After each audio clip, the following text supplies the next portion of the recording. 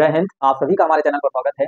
आज के इस वीडियो में हम आप लोगों को आवेश संरक्षण का नियम एवं आवेश की योजना मतलब आवेश को जोड़ा कैसे जाता है, आवेश संरक्षण का नियम क्या है और आवेश का क्वांटीकरण, इन सभी टॉपिक को यहाँ पे बताने वाले हैं। इससे पहले हम बता रहे हैं कि हमारी जो है फर्स्ट यूनिट स्थिर वैद्युत की फर्स्ट चैप्टर वैद्युत आवेश एवं वैद्युत क्षेत्र और लेक्चर नंबर 3 है ये, इस चीज को लेक्चर नंबर 3, ठीक है। इससे पहले हम 2 लेक्चर्स पढ़ा चुके हैं, तो इसमें हम क्या बताने वाले हैं, इस वाले वीडियोज में हम आवेश के क्वांटीकरण को समझेंगे। तो बिना टाइम वेस्ट किए हुए वीडियो को शुरू करते हैं। सबसे पहले हम ये चीज बता रहे हैं कि आवेश की योज्यता का नियम क्या है, मतलब एडिशन ऑफ चार्ज, मतलब आवेश आवेश की योज्यता, आवेश की योज्यता, आवेश की योज्यता, आवेश की योज्यता का मतलब है आवेश को जोड़ा कैसे जाता है। तो आवेश को कैसे जोड़ा जाता है इस चीज को हम समझेंगे। आवेश को हमेशा या सदैव चिन्हों के साथ जोड़ा जाता है। तो लिखोगे आवेशों को सदैव उनके चिन्हों के साथ जोड़ा जाता है। बताओगे आवेशों को, आवेशों आवेशों को सदैव सदैव उनके चिन्हों के साथ जोड़ा जाता है। उनके चिन्हों के साथ, चिन्हों के साथ जोड़ा जाता है, चिन्हों के साथ जोड़ा जाता है, जोड़ा जाता है। आवेश आवेशों को सदैव उनके चिन्हों के साथ जोड़ा जाता है। जैसे कि आवेश प्लस और माइनस दो चिन्ह होते हैं, उन्हीं चिन्हों के साथ जोड़ा जाता है। इनका चिन्हों को दिया सबसे पहले किसने था, बेंजामिन फ्रैंकलिन ने। और बेंजामिन फ्रैंकलिन ने ही चिन्ह और प्लस माइनस दिया था और योज्यता का नियम भी इन्होंने ही दिया था कि आवेशों को उनके चिन्हों के साथ जोड़ा जाएगा। जैसे कि गणित में नंबर जुड़ते हैं, ये बेंजामिन फ्रैंकलिन का कथन है, मेरा कथन नहीं है, मेरा मतलब मेरे शब्द नहीं है कि आवेश को चिन्हों के साथ जोड़ोगे। बेंजामिन फ्रैंकलिन ने बताया है कि जिस प्रकार से गणित में नंबरों को जोड़ा जाता है उसी प्रकार से सेम फिजिक्स में आवेश को ऐड करोगे। जैसे मैं एक एग्जांपल देता हूँ, एग्जाम्पल से आप लोगों को समझ में आ सकता है। जैसे एक आवेश है Q1 जो 5 कूलाम प्लस का है, ठीक है, 5 कूलाम किस चीज का है, प्लस का है। एक दूसरा है आवेश जो है वो माइनस का 7 कूलाम है। अगर हम इनको ऐड करते हैं और बताते हैं नेट आवेश किसी वस्तु पर कितना है, नेट आवेश इनका कितना होगा, तो हम रखेंगे चिन्ह सहित इनका मान रखेंगे। प्लस के 5 हो गए और माइनस के 7 हो गए। तो जैसे कि गणित में नंबर जुड़ रहे हैं, प्लस 5 और माइनस 5 जुड़ के क्या होता है, माइनस का 2 बचेगा। सेम ऐसे ही वहां पे फिजिक्स में यहाँ पे आवेश जुड़ते हैं। तो आशा करता हूँ ये चीज समझ में आई होगी कि आवेश की योज्यता कैसे की जाती है, आवेशों को कैसे जोड़ा जाता है, आवेशों को कैसे जोड़ा जाता है। आवेशों को सदैव उनके चिन्हों के साथ जोड़ा जाता है। किसने बताया, बेंजामिन फ्रैंकलिन ने। क्लियर हुआ। अगली चीज देखिएगा।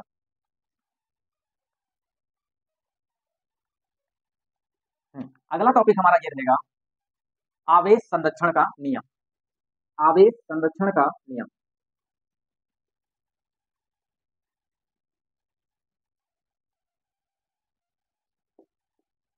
आवेश आवेश संरक्षण का नियम, आवेश संरक्षण का नियम। आवेश संरक्षण का नियम क्या है, मतलब आवेश संरक्षण का नियम, conserve law of conservation of charge. क्या बताओगे, अंग्रेजी में पढ़ा जाता है law of conservation of charge, ठीक है। आवेश संरक्षण का नियम समझते हैं कि आवेश संरक्षण का नियम समझने से पहले एग्जाम में इसको कैसे लिखते हैं, क्योंकि ये एग्जाम में आता भी है। आवेश संरक्षण का नियम आते ही फिलहाल सब कुछ है, मैं फिजिक्स को मतलब डीपली पढ़ाता हूँ, ठीक है, इसीलिए सारी चीजें बहुत अच्छे से समझाने की कोशिश करता हूँ, ठीक है। फिजिक्स को जब तक आप डीपली नहीं समझोगे आगे आप कुछ भी नहीं कर सकते हो, इसीलिए हम सारी चीजों को, ज्यादा से ज्यादा चीजों को गहराई से समझाने की कोशिश करता हूँ। तो आवेश संरक्षण का नियम समझते हैं। सबसे पहले इसकी डेफिनेशन को यहाँ पे लिख लेते हैं। किसी विलगित निकाय, क्या बताओगे, किसी विलगित विलगित निकाय, निकाय। अब कुछ बच्चों को निकाय नहीं पता है, मैं उस निकाय को यहाँ पे डिस्क्राइब करूंगा अभी, बस आप देखते रहिएगा, वीडियो को स्किप मत करिए, ठीक है। देखिए, किसी विलगित निकाय की किसी प्रक्रिया में, किसी भी प्रक्रिया में, किसी विलगित निकाय की किसी भी प्रक्रिया में, किसी भी प्रक्रिया में, प्रक्रिया में, प्रक्रिया में, प्रक्रिया के पूर्व, प्रक्रिया के पूर्व, प्रक्रिया के पूर्व एवं एवं प्रक्रिया के पश्चात, एवं प्रक्रिया के पश्चात के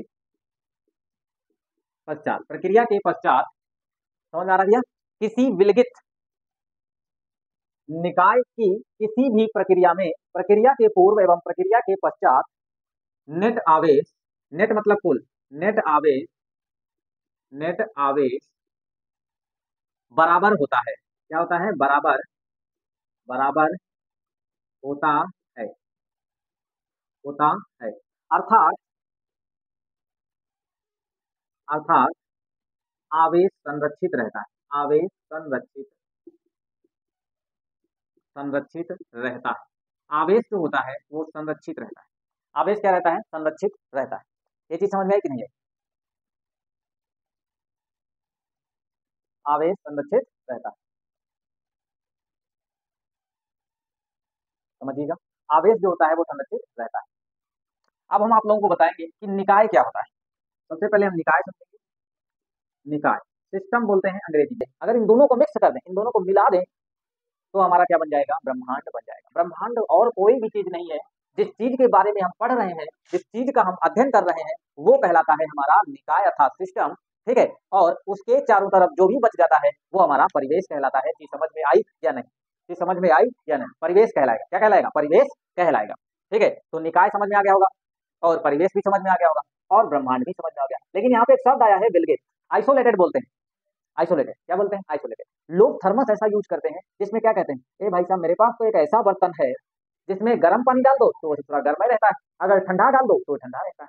क्या चमत्कार है! अरे वो बाबू आइडियाबैटिक होता है, अर्थात रुद्धोष्म दीवारें उसमें लगी होती हैं, अर्थात वो विलगित निकाय होता है। विलगित निकाय का मतलब है ऐसा निकाय जिसमें ना तो उसमें जैसे कोई चीज सामान रख दो, मैं थर्मस को लेकर आपको समझाता हूँ विलगित का मतलब। विलगित का मतलब होता है ऐसा निकाय जिसमें जैसे वो थर्मस हो गया, उसमें आप गर्म पानी रख दोगे तो गर्म ही रहेगा हमेशा, बाहर की चीजें उसको प्रभावित नहीं कर सकती, और ना ही वो अंदर से उष्मा बाहर जाएगी, ना ही उष्मा बाहर की अंदर जाएगी। उस प्रकार के निकाय को विलगित निकाय कहते हैं। इतनी चीज समझ में आ गई। अब मैं डेफिनेशन समझाता हूँ, ये इंपॉर्टेंट चीज है। मैं इसको 2-3 बार पढ़ता हूँ, आप लोगों को बिल्कुल दिमाग में फिट करा दूंगा, जैसे आप इस चीज को याद कर लेते हो। मतलब समझ नहीं पाए किस चीज को, सिस्टम पे सिस्टम।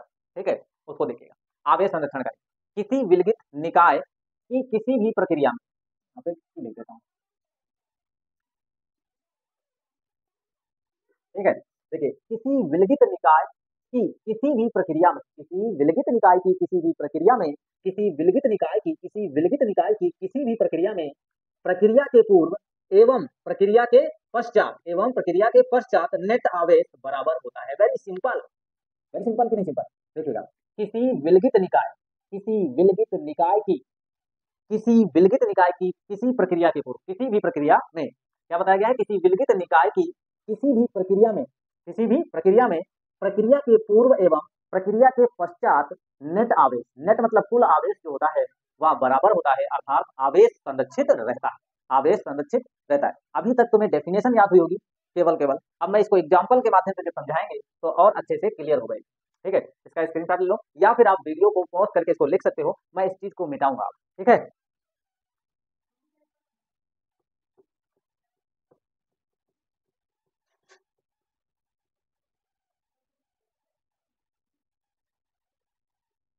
चलिए देखिएगा। देखिए, अगला एक टॉपिक है। अगला टॉपिक हम क्या देखेंगे? आवेश का क्वांटीकरण। क्या देखेंगे? आवेश का क्वांटीकरण। आवेश का क्वांटीकरण। आवेश का क्वांटीकरण देखेंगे। क्या देखेंगे बाबू? आवेश का क्वांटीकरण। आवेश का क्वांटीकरण समझने से पहले हम पहले कुछ चीजें समझेंगे, फिर देखते हैं आवेश का क्वांटीकरण क्या होता है। जैसे एक चीज समझाते हैं, ये एक ऑब्जेक्ट है। ठीक है, ये क्या है? एक वस्तु। जब ये वस्तु उदासीन है, कैसी है? एक वस्तु है। जब ये वस्तु उदासीन है तो जितने इसमें प्रोटॉन होंगे, जितना मतलब इस पे प्लस चार्ज होगा, उतना ही इस पे माइनस होगा कि नहीं होगा? अगर ये वस्तु अगर ये वस्तु हम्म, अगर ये वस्तु क्या है? उदासीन है। अगर ये वस्तु उदासीन हुई, इसका मतलब ये हुआ कि इस पर जितना प्लस है उतना ही माइनस है, इसलिए इस पर कोई भी आवेश नहीं है। यदि इस वस्तु को हमको क्या करना है? धनावेशित करना है, या फिर इस वस्तु को हमको ऋणावेशित करना है, तो इसमें से या तो इलेक्ट्रॉन निकालने पड़ेंगे या फिर इलेक्ट्रॉन देने पड़ेंगे। अब देखते हैं ध्यान से।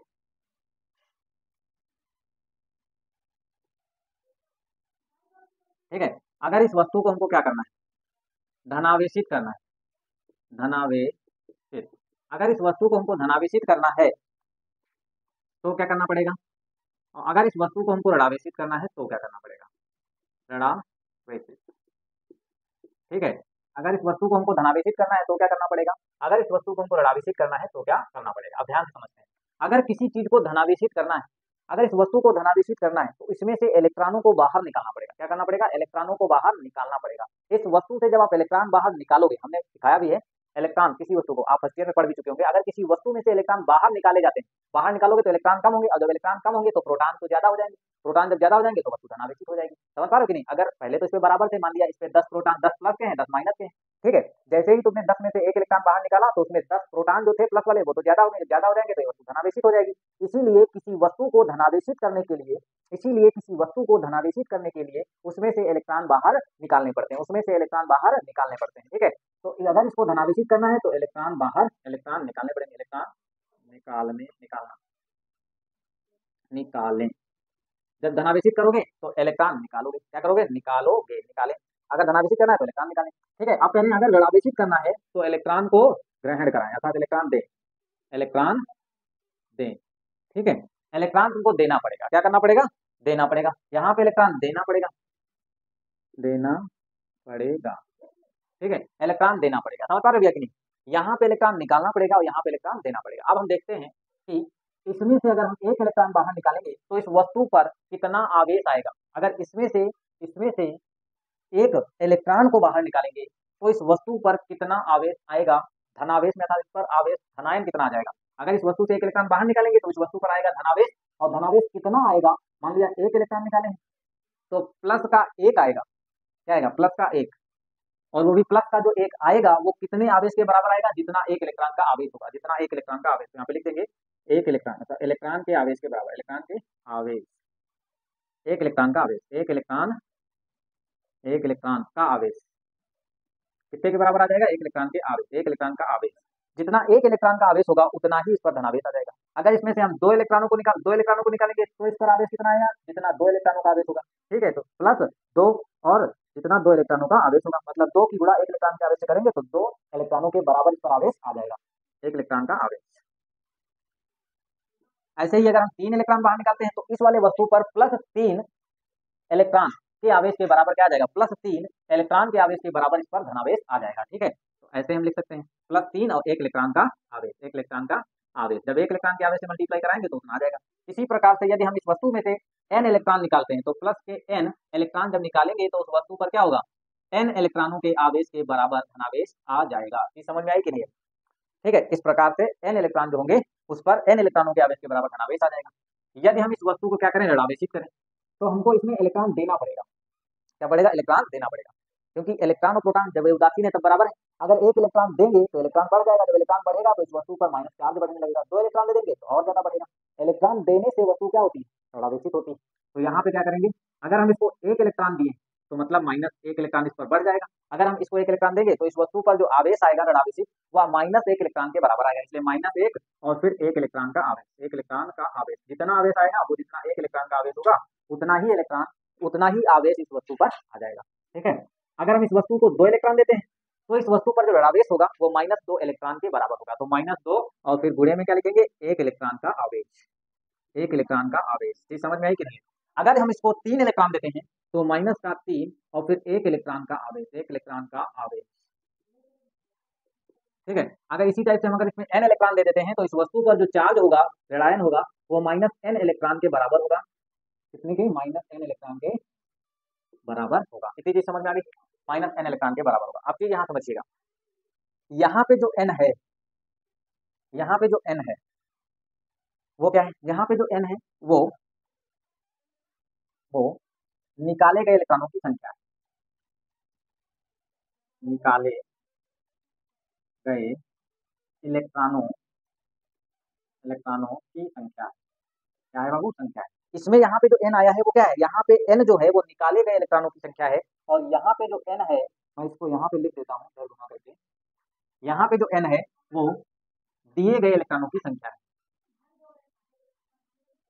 दिए गए इलेक्ट्रॉनों की संख्या है, दिए गए इलेक्ट्रॉनों की संख्या है, ठीक है। यहाँ पे जो है दिए गए इलेक्ट्रॉनों की संख्या है और यहाँ पे निकाले गए इलेक्ट्रॉनों की संख्या है। तो यहाँ पे जब दिए जा रहे हैं इलेक्ट्रॉनों की संख्या है वो माइनस में आ रही है, और यहाँ पे निकाले गए इलेक्ट्रॉनों की संख्या प्लस में आ रही है, ठीक है। इस वस्तु पर अगर हम कहें कि इस वस्तु पर निकाले गए इलेक्ट्रॉन और दिए गए इलेक्ट्रॉनों के वजह से इस पर जो आवेश आया है वो हम मान लेते हैं कि प्लस का क्यों आया है, प्लस का क्यों आया है, और वो प्लस का क्यों किसके बराबर होगा? भाई प्लस का क्यों या तो ये वस्तु ऋणावेशित हो जाएगी या तो ये वस्तु धनावेशित हो जाएगी। तो हम क्या करेंगे? प्लस और माइनस दोनों को एक साथ ले लेंगे, या तो हम प्लस करने का मतलब है इसमें से इलेक्ट्रॉन बाहर निकालेंगे तो ये धनावेशित हो जाएगी, और माइनस करने का मतलब है यदि हम इसमें इलेक्ट्रॉन दे देंगे तो ये ऋणावेशित हो जाएगी। लेकिन कितना ऋणावेशित होगी, अगर हम n इलेक्ट्रॉन निकाले हैं तो n इलेक्ट्रॉन निकालने पर आवेश इसमें जो आएगा वो प्लस का n आएगा। अगर हम देंगे n इलेक्ट्रॉन तो यहाँ पे जो माइनस का n आएगा। लेकिन कितने आवेश के बराबर होगा, एक इलेक्ट्रॉन के आवेश की गुणा जो कराएंगे वो क्या होती है, एक इलेक्ट्रॉन का आवेश स्मॉल ई होता है। क्या होता है, स्मॉल ई का मान बता देंगे तो ये होता है क्यू बराबर plus minus n e, plus minus n e, ये एक फार्मूला बन गया यहाँ पे। क्या बन गया, प्लस माइनस एन ई। लेकिन यहाँ पे जो n होता है वो स्थानांतरित इलेक्ट्रॉनों की संख्या होती है। स्थानांतरित में दोनों चीजें आ जाती है, चाहे आप इलेक्ट्रॉन को बाहर निकालिए चाहे आप इलेक्ट्रॉन को दीजिए, दोनों आ जाती है। स्थानांतरित का मतलब या तो इलेक्ट्रॉन उससे जाएगा या तो उसमें से बाहर आएगा। ठीक है, तो स्थानांतरित इलेक्ट्रॉनों की संख्या मैं यहाँ पे लिख देता हूँ, n क्या है, स्थानांतरित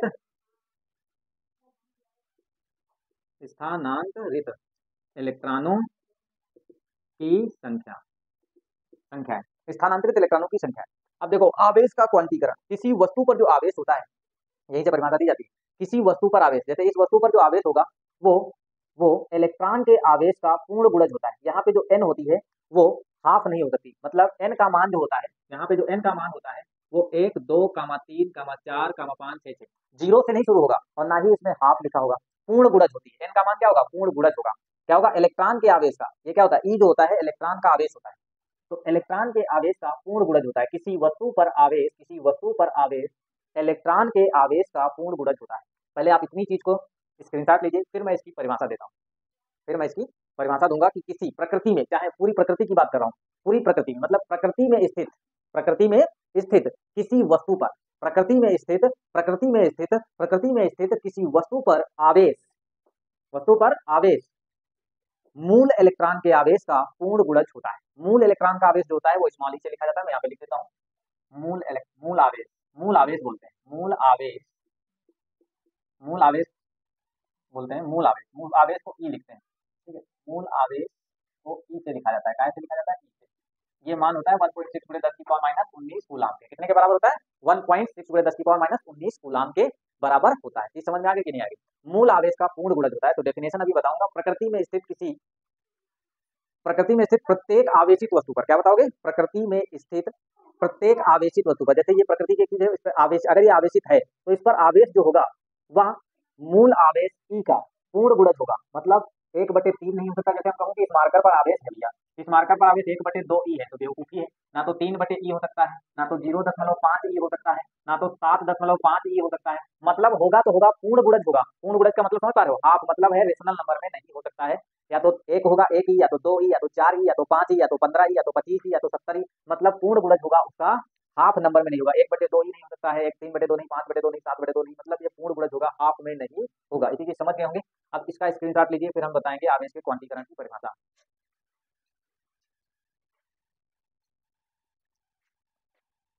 चलिए देखिएगा,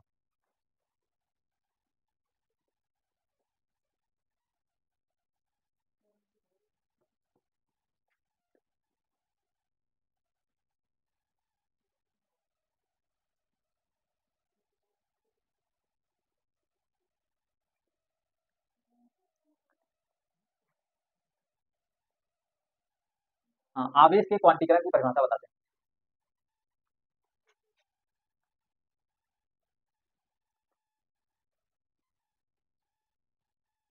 प्रकृति प्रकृति में स्थित प्रत्येक आवेशित प्रकृति में स्थित प्रत्येक आवेशित वस्तु पर, क्या बताओगे, प्रकृति में स्थित प्रत्येक आवेशित वस्तु पर आवेश, प्रकृति में स्थित प्रत्येक आवेशित वस्तु पर आवेश आवेश सदैव मूल आवेश मूल आवेश मूल आवेश की मूल आवेश का पूर्ण गुणज होता है। पूर्ण गुणज क्या होता है, पूर्ण गुणज होता है, पूर्ण गुणज होता है। प्रकृति में स्थित प्रत्येक आवेशित वस्तु पर आवेश सदैव मूल आवेश का पूर्ण गुणज होता है, पूर्ण गुणज होता है। फार्मूला बाबू यही होता है, यही आपको एग्जाम में लिखना है। यदि किसी वस्तु पर आवेश कैपिटल क्यों है, लिखोगे यदि वस्तु पर आवेश कैपिटल क्यों है, यदि किसी वस्तु पर यदि किसी वस्तु पर आवेश कैपिटल क्यों है, तो यदि किसी वस्तु पर आवेश कैपिटल क्यों है तो कैपिटल क्यों बराबर प्लस माइनस एन ई लिखोगे, क्या लिखोगे, प्लस माइनस एन ई, जहां जहां एन बराबर 1, 2, 3, 4, 5 डॉट डॉट होगा, ठीक है, क्या होगा, एन का मान 1, 2, 3, 4, 5, 6 डॉट डॉट होगा, ठीक है, रेशनल नंबर में नहीं आएगा। इसी चीज क्लियर हो गई, इसका आप स्क्रीनशॉट ले लीजिए।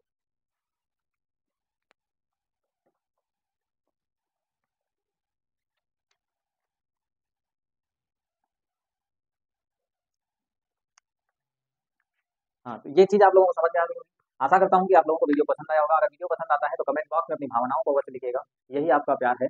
आपके कमेंट बॉक्स को पढ़ करके मैं अगला वीडियो बनाऊँगा। इसलिए आज के वीडियोज़ में इतना ही, और ज़्यादा से ज़्यादा इस वीडियोज़ को अपने दोस्तों तक शेयर कर दिया करें। यही आपकी गुरु दक्षिणा होती है, ठीक है? मुझे आप लोगों से और कुछ नहीं चाहिए। बस ज़्यादा से ज़्यादा आप लोग क्या करिए, अपने दोस्तों तक वीडियो को शेयर कर दिया करें, लाइक कर लिया करें और सब्सक्राइब कर लिया करें। जब भी आप सब्सक्राइब करिएगा, तब आप बेल आइकन को ज़रूर दबाइएगा, ऑल बेल आइकन को दबाइए, ताकि जो है हमारे सारे वीडियोज़ का नोटिफ़िकेशन जो है यूट्यूब आप लोगों तक सबसे पहले जो है प्रोवाइड करा दे। तो आज के वीडियो में इतना ही।